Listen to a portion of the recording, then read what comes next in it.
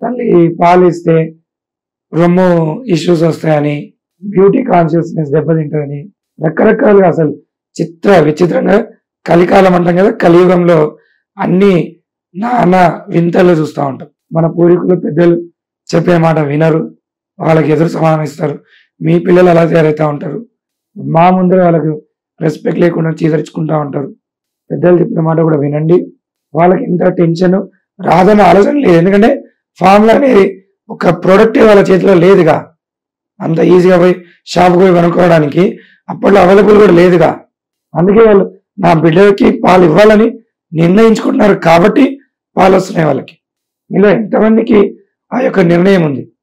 3 గంటలు 4 గంటలు లేచి వాడికి పాలు ఇచ్చేంత ఓపిక మీలో ఎంతమందికి ఉంది?